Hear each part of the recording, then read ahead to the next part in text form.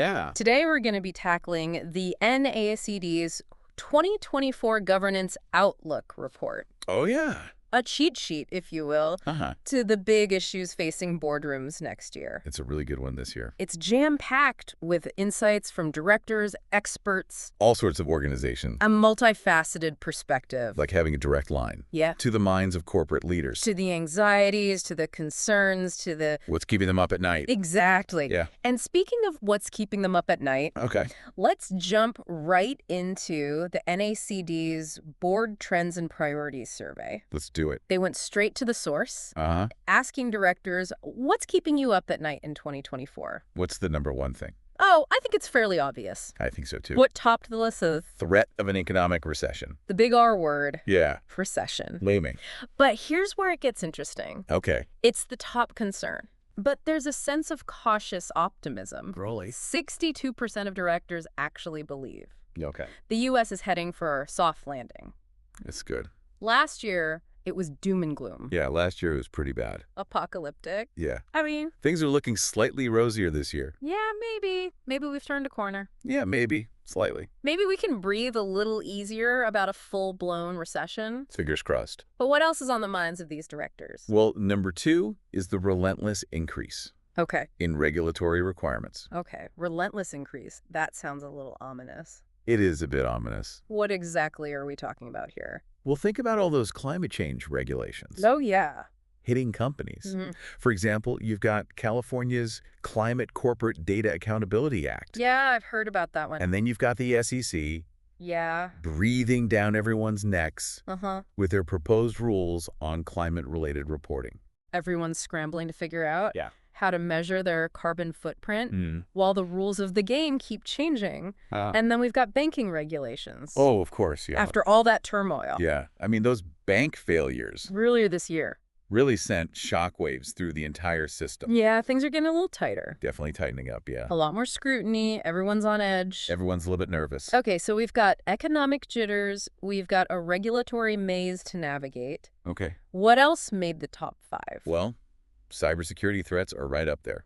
Not a surprise. Not a surprise at all. Never going to go away. Never going to go away now. But here's where it gets really interesting, I think. What's that? A strong link between rising cyber threats and, you guessed it, technology.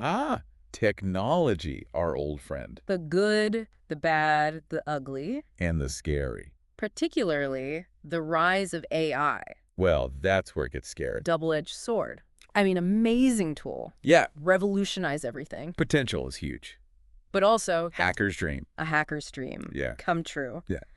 So one director in the survey even said, threat actors are using AI to refine their attacks. It's a whole other level now. Making them even more targeted and effective. Yeah, the sophistication is incredible. So in a way, we're fighting fire with fire. Yeah. Using AI to defend ourselves against AI-powered attacks. It's an AI arms race out there. It is. Yeah. Playing out against a backdrop of intense competition. Of course, yeah. For talent. Number 4 on the list, yeah. Number 4 on the list. People, skills, expertise. Companies are desperate for people who can navigate this crazy technological landscape. It's tough to find them, though. Especially when it comes to AI. Particularly AI. Everyone's looking for the AI whisperer. Exactly. Someone who can not only understand the technology, but harness its power. For good. Yeah. One director put it perfectly. Workers that learn how to efficiently use AI will bring an enormous advantage. I like that. That's a good quote. Yeah, and it's not just technical skills. No. Strategic thinking, the ability to adapt. Yeah, that's crucial in today's world. To this rapidly evolving world. It's changing all the time. So we've got economic uncertainty, regulatory minefield, escalating cyber threats, a cutthroat battle for tech talent. What else could possibly round out this top 5? I don't know. What else is there?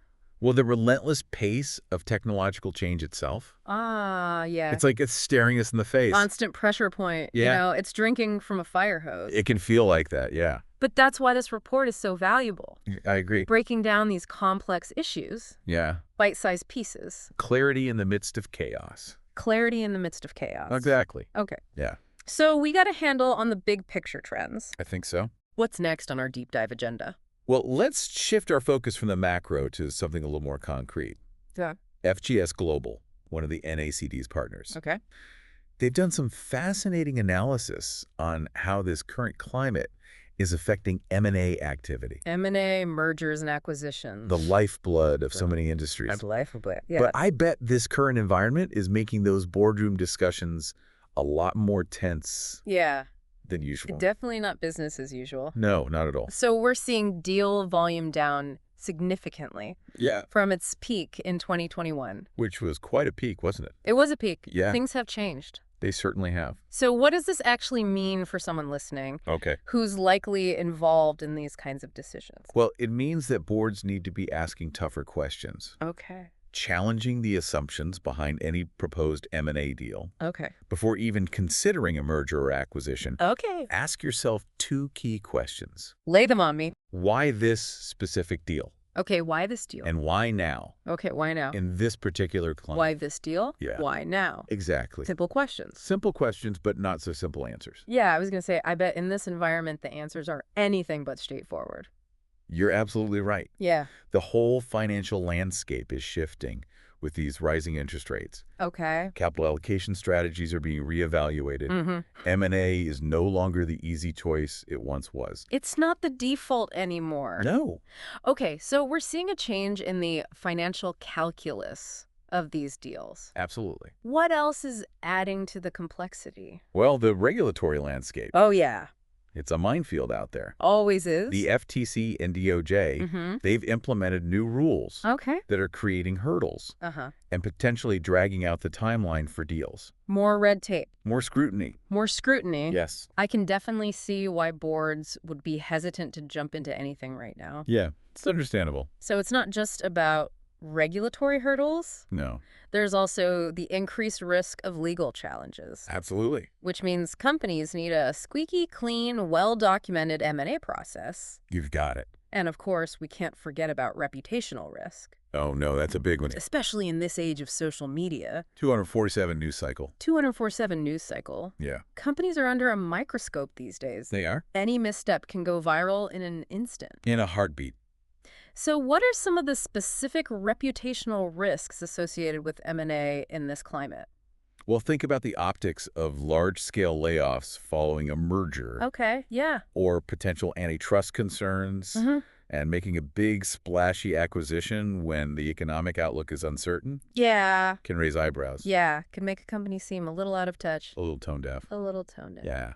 Yeah, companies need to be extra careful about how their actions are perceived, Yeah, perception is everything. especially during times of economic uncertainty. Absolutely. It's a balancing act. It really is. Okay, and here's another interesting twist. What's that?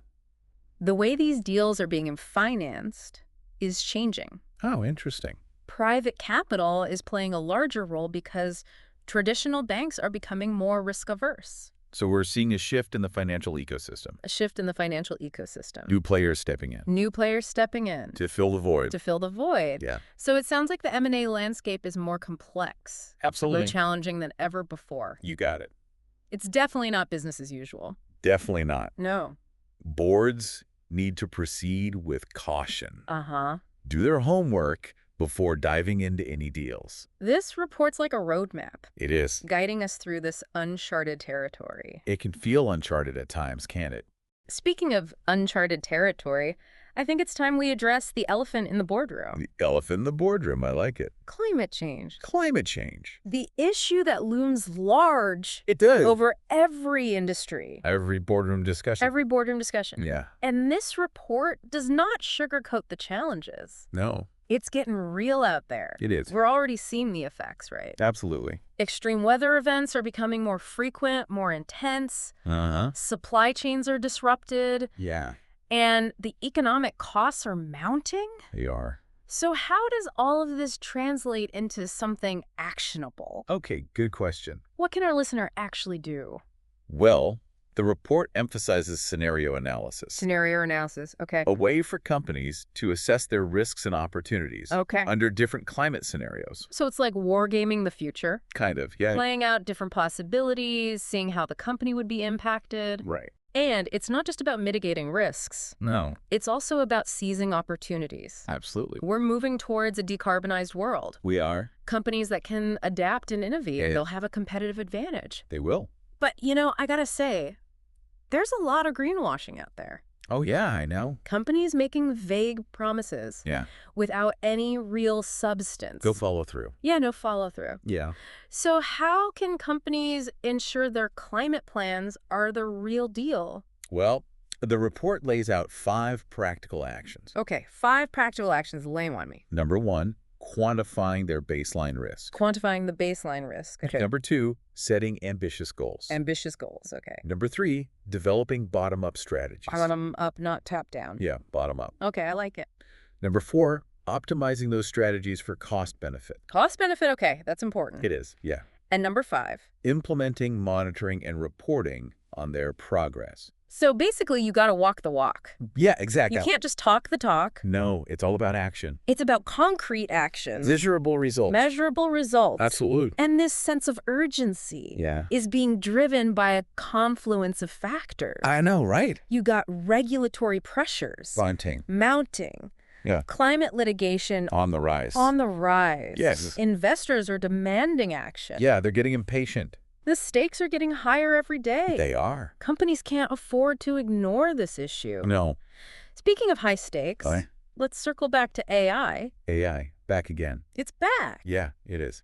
And this time, we're focusing on its implications for audit committees. The audit committee. The audit committee. Yeah.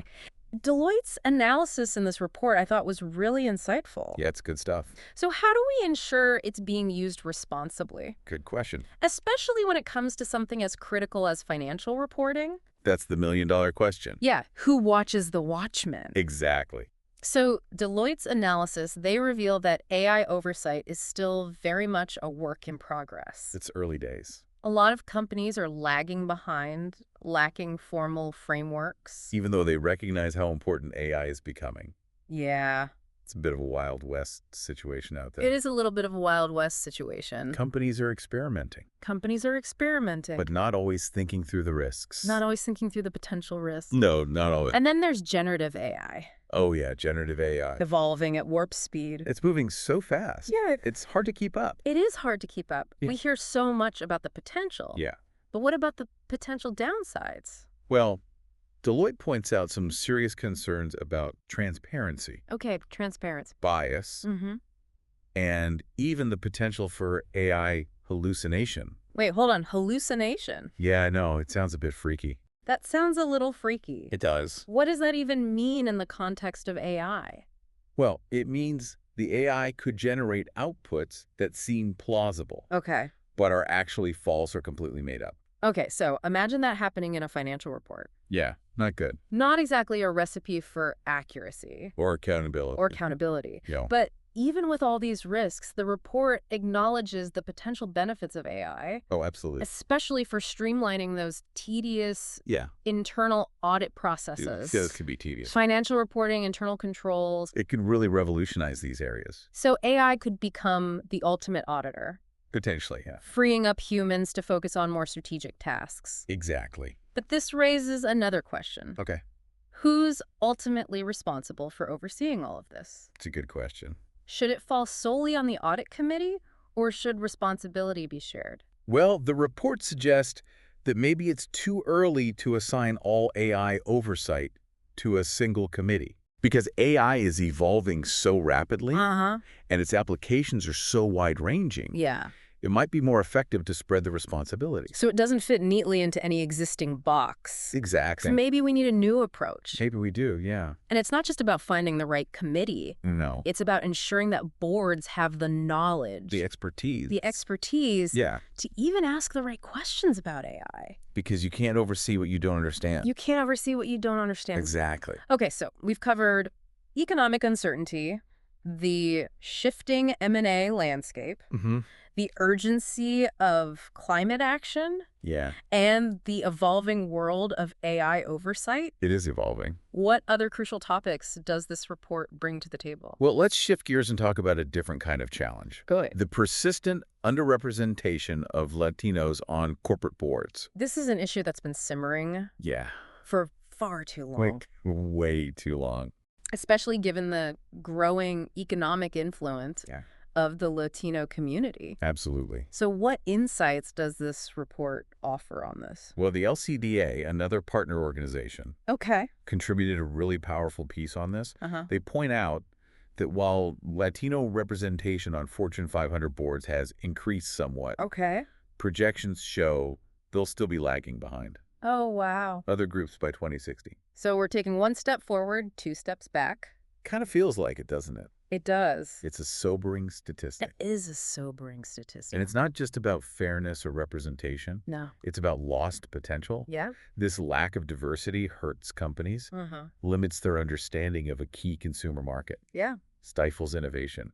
It's not just a feel-good initiative. It's a smart business strategy. Exactly. So how do we move beyond these projections and create real change? Well, the LCDA emphasizes the importance of going beyond appearances. Okay, going beyond appearances. Which often leads to unconscious bias in recruiting. Okay, can you give me an example? Yeah, relying solely on visible characteristics. Okay. Like someone's surname. Okay. Or if they speak Spanish. It can create a skewed perception. Yeah. Misses the incredible diversity within the Latino community. So it's about seeing the individual, not just the label. Exactly. Okay. The LCDA also points out the economic impact of neglecting the Latino market. Okay, like what kind of numbers are we talking about here? Citing a staggering $660 billion in untapped potential. Wow, that's a lot of money. Yeah, that's a big number. It is. Okay, so what specific solutions does the LCDA propose? Well, they advocate for diverse sourcing tactics. Okay. Disaggregated data disclosure. And more inclusive recruiting teams. So taking a multifaceted approach to break down barriers. Yeah, and create a more equitable playing field. Create a system that recognizes and values the full spectrum of talent. Exactly. Within the Latino community. Absolutely. Okay, so we've covered a lot of ground already. We have. Economic concerns. Yeah. The evolving role of technology. The urgency of climate action. Yes. And the push for more inclusive leadership. It's a big agenda. What's the final piece of the puzzle we need to tackle in this deep dive? Well, let's wrap things up with a look at shareholder activism. Okay. Specifically, how those new universal proxy card rules are changing the game. Ah, shareholder activism. Always a hot button issue in the boardroom. Always a hot button issue, yeah. Yeah. I remember when these rules went into effect. Yeah. Everyone was predicting an explosion of proxy fights. Yeah. All-out war. Did that actually happen? Well, not quite. Not quite. No. Sidley Austin, the final partner organization we'll hear from, they analyzed the impact of these rules. And while the number of proxy fights hasn't skyrocketed, the rules have definitely shifted the power dynamics. They have, yeah. So in what way? Okay. How are things different now? Well, the universal proxy card has made it easier for shareholders to elect partial activist slates. Partial activist slates, okay. So they can cherry pick which directors they want to replace. Yeah. Instead of voting for an entire slate of nominees. So it's more like a surgical strike than a full-blown takeover attempt. Exactly. Much more targeted. And that means boards can't afford to be complacent? No. They need to be much more proactive. Yeah. Much more in tune with shareholder sentiment. Absolutely. The report emphasizes thinking like shareholders. That's a good one. Anticipating those vulnerabilities. Yeah. Addressing them before an activist comes knocking. Yeah. Thinking like shareholders. I like that. That's a good way to put it. What does that actually look like in practice? Well, it starts with a deep understanding of your shareholder base. Okay. Who are your largest investors? What are their priorities? Yeah. What are their expectations for the company's performance? Okay. Its strategy, and even the composition of the board itself. So it's moving beyond generic assumptions. Yeah. Really getting into the minds of the people who own your company. Understanding their motivations.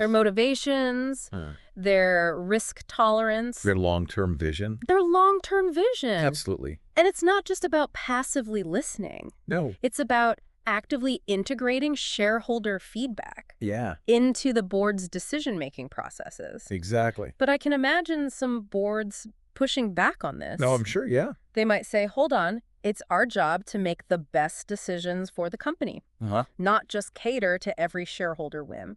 That's fair enough. Yeah. And the report acknowledges this tension. It does. It's not about blindly following shareholder demands. Yeah. It's about finding that balance Yeah. between the board's fiduciary duty to act in the best interests of the company and the need to be responsive to shareholder concerns. Finding that sweet spot. So it's about engaging in a dialogue, understanding different perspectives, and ultimately finding common ground. That's the cool. And when it comes to shareholder activism, that dialogue needs to happen before an activist shows up. Exactly. With a list of demands. Yeah. A proxy fight brewing. Before things get ugly. So it's about being proactive, not reactive. Absolutely. If a board waits until an activist appears to start making changes, it's already on the defensive. Yeah, they've lost the initiative. They've lost the initiative. Yeah. So the report emphasizes boards acting as change agents. I like that. Constantly evaluating their performance, making necessary adjustments before they're forced to do so. Owning the narrative. I like that. Yeah. Owning the narrative, demonstrating that the board is in the driver's seat. Yeah. Capable of steering the company in the right direction. Absolutely. And that brings us to the overarching theme of this report. Okay. In a world of rapid change and uncertainty, the most successful boards will be those that prioritize agility, foresight, and a willingness to challenge those old assumptions. Yeah. Got to be willing to change. So it's about being comfortable with being uncomfortable. Exactly. Recognizing that the old playbooks might not work. Yeah, the world's changed. In this new environment. It has. And embracing continuous learning. Always learning. Constantly seeking out new information. Yeah. Adapting to the evolving landscape. It's about evolution. You know, this deep dive into the NACD's 2024 Governance Outlook report has been incredibly insightful. I agree. We've explored a wide range of challenges. We have. But we've also uncovered some really valuable strategies, frameworks, boards can use to enhance their oversight. Absolutely. Navigate this complex world. It's a complex world out there. And I think the key takeaway is this. What's that? Okay, so we've covered a lot of ground already. We have. Economic uncertainty. M&A in a turbulent world. It's a crazy world out there. The urgent need for climate action. Yeah. And the push for inclusive leadership. So many things to think about. But there's one topic that just keeps popping up. I know what you're going to say. And I think it deserves a deeper dive. Okay, I'm ready. All on its own. Artificial intelligence. AI. AI. The hot topic of the moment. It really is. It's not just a technology issue either. No, it's not. It's a governance issue. It touches every aspect of a business. Strategy. Risk management. Talent development. AI is everywhere. And that's why the NACD dedicates a whole section to what they call the AI governance puzzle. Oh, the AI governance puzzle. It's like AI is this giant jigsaw puzzle. Yeah. And boards are trying to figure out where all the pieces fit. It's a good analogy. And I think the first piece of the puzzle is recognizing just how quickly AI is evolving. It's moving at warp speed. I mean, a lot of companies are struggling to keep up. They are. The report cites a Deloitte survey from this year that found only a tiny fraction of companies. Oh, wow. Just 13%. So that's small. Actually have a formal AI oversight framework in place. So most companies are playing catch up. They're behind the curve. Trying to get a handle on this. It's rapidly changing technology. So what about the companies that are a little further along? Okay, the ones ahead of the curve. Where are they typically putting AI oversight? That's a good question. You know who owns this? Well, the survey actually found that 29% of companies haven't assigned AI oversight to any specific committee. Just floating out there? Or even the full board. Wow. Sort of floating out there. Interesting. But for those who have designated responsibility, the most common choice is the audit committee. At 16%. 16%. Which makes sense. It does. Given the audit committee's role in risk management. Yeah. But AI is so multifaceted. That's true. Is the audit committee always the best fit? That's the question, isn't it? I mean, it's definitely a good starting point. It is. Especially when you think about the impact AI can have on financial reporting, internal controls. Yeah. But as AI becomes more integrated into different parts of the business, responsibility might need to be shared.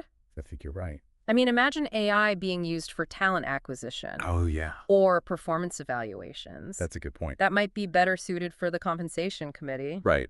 Or maybe even the full board needs to be involved to ensure alignment with the overall strategy. Yeah. It's about finding the right balance. Balance is key. Of expertise and perspective. Exactly. Depending on how AI is being used within the company. It's all about context. But even with the right oversight structure, boards still need to understand Absolutely the unique risks and challenges the challenges AI brings to the table. Right. I mean, ticking the oversight box isn't enough. You have to know what you're overseeing. Got what you're doing. What are some of the key takeaways from the report on that front? Okay, so we need to talk about AI risks. What kind of AI risks should boards be most concerned about? Well, the report emphasizes that understanding AI risk requires nuance. It's not a one-size-fits-all situation. Okay, so AI risk is not one size fits all. No. Some risks are familiar, like the times we've seen with other technologies. Right. But others are brand new, or at least amplified by the very nature of AI. By AI itself. Okay, so we've got familiar risks and new risks. Can you give me some concrete examples? Yeah, sure. I mean, what are some of the AI risks that keep you up at night? One that comes to mind is shadow IT. Shadow IT. Yeah. Okay, what is shadow IT? Well, it's basically when employees are using AI tools without IT knowing about it. Oh, so under the radar. Under the radar. Yeah, okay. Maybe they're experimenting with generative AI to automate tasks or analyze data. But they're doing it outside of the company's established security protocols. Exactly. Oh, that sounds risky. It can be. I mean, that can open up all sorts of vulnerabilities. It can. From data breaches to compliance violations. That's the Wild West of AI out there. It's the Wild West of AI. Everyone trying out these new tools. Yeah. Without necessarily understanding the potential consequences. And I bet the rise of generative AI. Oh, yeah. With all its readily available tools. It's so easy now. Is making this even more challenging. For anyone to access powerful AI tools. It's a blessing and a curse. It really is. But it's not just about the technology itself. No. It's about the data being used to train these AI algorithms. The fuel that powers AI. How do we ensure that data is accurate, unbiased, and used responsibly? That's the challenge, isn't it? Because garbage in. Garbage out. Exactly. If the data is flawed, the AI's outputs will be flawed too. And I imagine this raises all sorts of ethical and legal concerns. Yeah. Especially when you think about things like intellectual property infringement or bias in AI-driven decision-making. That's right. AI is forcing us to confront some really thorny ethical and legal questions. And the answers aren't always clear-cut. They're not. The report stresses the need for transparency. And accountability. Throughout the entire AI lifecycle. The entire AI lifecycle? From data collection to algorithm development to the actual deployment and use of AI systems. So it's not enough to just slap an AI label on something and call it a day. Not at all. Companies need to be thoughtful and deliberate. Thoughtful and deliberate. In their approach. Yeah. They need to think through the potential consequences and build in safeguards. And I think perhaps the biggest takeaway from all of this is the need for continuous learning. Continuous learning. And adaptation. Adaptation. I mean, the AI landscape is changing so fast. It really is. That what's considered best practice today might be obsolete tomorrow. It could be. So boards can't just check a box and move on. No. This is an ongoing process. A journey. So how can boards keep up with this breakneck pace of change? That's tough.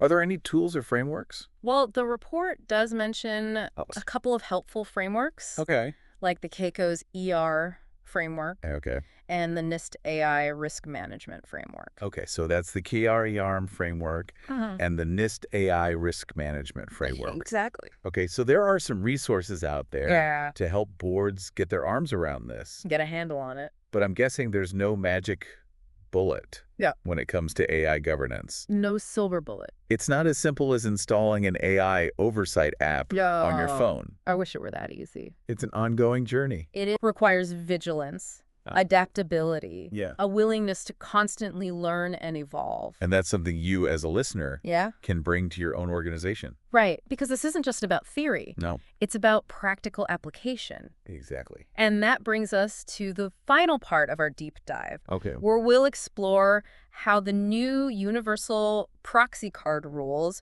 are changing the dynamics of shareholder activism. That's an important one. We'll also leave you with some final thoughts Okay. on how boards can best position themselves for success in 2024 and beyond. I'm excited to hear them. Good governance isn't just about ticking boxes, No. complying with regulations. It's about so much more than that. It's about creating long-term value for the company, shareholders, and all its stakeholders. Absolutely. It's about leadership, Vision. a commitment to doing what's right, not just what's easy. Not always the same thing. No. Sometimes the right thing is hard.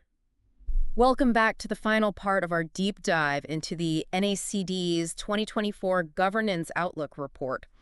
We've covered a lot of ground. We have. Navigating economic headwinds. The ever-evolving M&A landscape. The urgency of climate action. And, of course, the ever-expanding world of AI.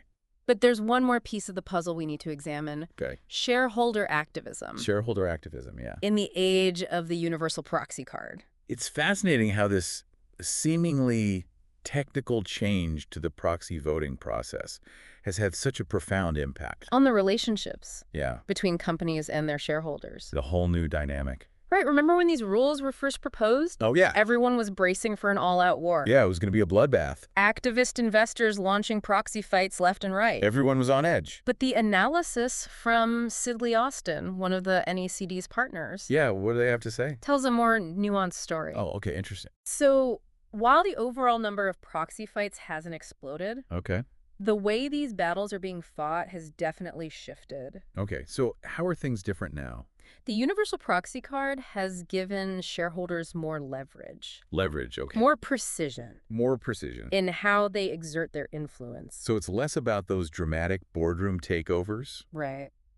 and more about targeted action, strategic. So shareholders can now use the universal proxy card to elect partial activist slates. Partial activist slates. Picking and choosing which directors they want to replace. Oh, so they can be more selective. Instead of having to vote for an entire slate of nominees, It's like a surgical strike. it's like a surgical strike rather than a full-blown invasion. Exactly. And that means boards can no longer afford to be complacent. Nope, they got to be on their toes. They need to be much more proactive, much more in tune with shareholder sentiment. Absolutely. The report really emphasizes the importance of boards thinking like shareholders. Thinking like shareholders, I like that. Anticipating potential vulnerabilities, Uh-huh. addressing them before an activist comes knocking. It's all about being proactive. So what does that actually look like in practice? Well, it starts with a deep understanding of your shareholder base. Deep understanding. Who are your largest investors? Okay. What are their priorities? Okay, priorities. What are their expectations for the company's performance? Okay. Its strategy. Strategy. And even the composition of the board itself. So it's about moving beyond those generic assumptions. Absolutely. Really getting into the minds of the people who own your company. Understanding their motivation. Understanding their motivation. Their risk tolerance. Risk tolerance. Okay. Their long-term vision. Their long-term vision. It's about alignment. It's about alignment. Yeah. And it's not just about passively listening. No. It's about actively integrating shareholder feedback into the board's decision-making processes. It's about engagement.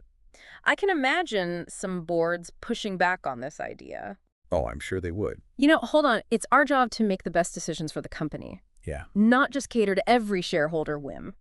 That's a fair point. Yeah. And the report acknowledges that tension. Yeah, it does. It's not about blindly following shareholder demands. Right. It's about finding that sweet spot. The balance. The balance between the board's fiduciary duty To act in the best interests of the company. and the need to be responsive to shareholder concerns. So it's about engaging in a dialogue. It is. Understanding those different perspectives and ultimately finding common ground. Exactly. And when it comes to shareholder activism, that dialogue needs to happen before an activist shows up That's right. with a list of demands. Yeah. Proxy fight brewing. Before things get ugly. So it's about being proactive, not reactive. Absolutely. If a board waits until an activist appears to start making changes, Yeah. they're already on the defensive. They've lost the initiative. They've already lost the initiative. It's hard to get it back once you've lost it. The report really emphasizes the importance of boards acting as change agents. Change agents, I like that. Constantly evaluating their own performance. Making the necessary adjustments before they're forced to do so. So being ahead of the curve. Owning the narrative.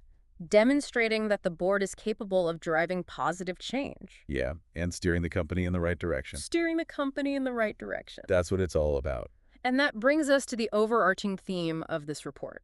The big picture. In a world of rapid change, Uncertainty. uncertainty, It's a volatile world out there. the most successful boards will be those that prioritize agility, foresight, Yeah. and a willingness to challenge those old assumptions. Gotta be willing to adapt. It's about being comfortable with being uncomfortable, Sometimes that's necessary. recognizing that the old playbooks might not work in this new environment. The world's changed.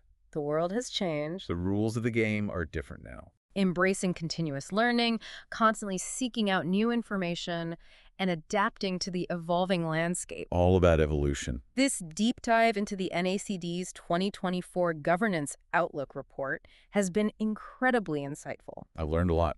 We've explored a wide range of challenges, We have. but we've also uncovered some really valuable frameworks Yeah. that boards can use to enhance their oversight. And navigate this complex world. It's a complex world out there. It certainly is. It certainly is, but you know what? What's that? We're up for the challenge. I think we are. I think we are. We've got this. Thank you for joining us on this deep dive. We hope you've gained some valuable insights that you can take back to your own work and discussions. It's been a pleasure. And as we move into 2024 and beyond, remember that the ability to adapt, to learn, and to evolve will be the key to navigating this ever-changing world. Couldn't have said it better myself. Yeah,